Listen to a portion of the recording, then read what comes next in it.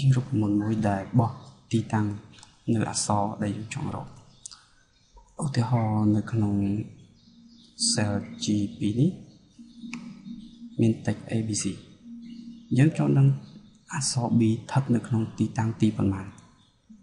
យើងវាយ smart find យើងវាយអក្សរដែលយើងចង់រកយើងចង់រកអក្សរ B យើងដាក់ B រកនៅក្នុងណានៅក្នុង text ABC ត្រូវនឹង cell G2 បន្តចុះដូច្នេះយើងឃើញថាអក្សរ B ស្ថិតនៅក្នុងទីតាំងទី2នៃ text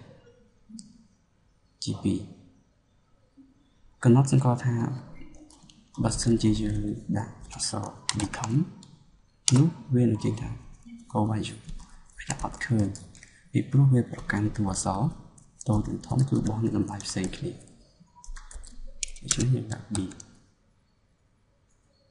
ករណី start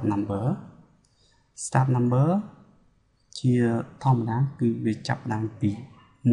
1ចាប់រាប់អបបានបើសិនជាយើងនឹងថាអក្សរ B វាស្ថិតនៅក្នុងទីតាំងទី2តែបើយើងដាក់ថាទីតាំងអមថាបើយើងដាក់1ចុះបែរថាចាប់រាប់ពីអក្សរ A យើងមិនដាក់ក៏បានដែរពីព្រោះវា default វាធម្មតាគឺ1អញ្ចឹងទោះបីយើងដាក់1ទៀតក៏វានៅតែ1ដដែល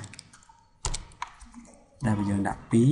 2បានថាចាប់រាប់ពីអក្សរ B តែវានៅតែបោះតម្លៃ2ពីព្រោះ text ហ្នឹងគឺវាអក្សរ B ត្រូវនៅទីតាំងទី2តែបើយើងដាក់តម្លៃ3នោះវានឹងបោះ no value ដែលយើងចាប់ផ្ដើមរាប់ពីអក្សរ C ដែលតាមពិត B គឺវាស្ថិតនៅទីតាំងទី2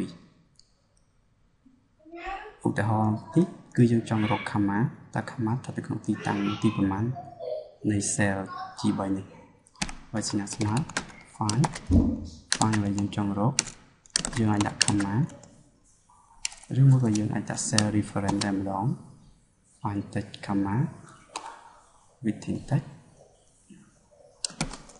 close វាស្ថិតនៅទីតាំងទី6ចំណុចនេះក៏សម្គាល់ថាយើងបានដាក់ cell ក៏ find text cell reference command ទីនេះឬក៏យើងអាចចំនួនវាដោយ comma បានដូចគ្នានេះយើង find អក្សរ f តើនៅទីតាំងទីប្រមាណ find f text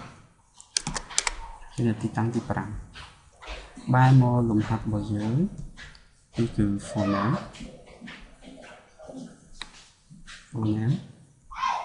យើងចង់រកទីតាំង comma smart find comma ទីតាំងទី7 scroll ចុះក្រោម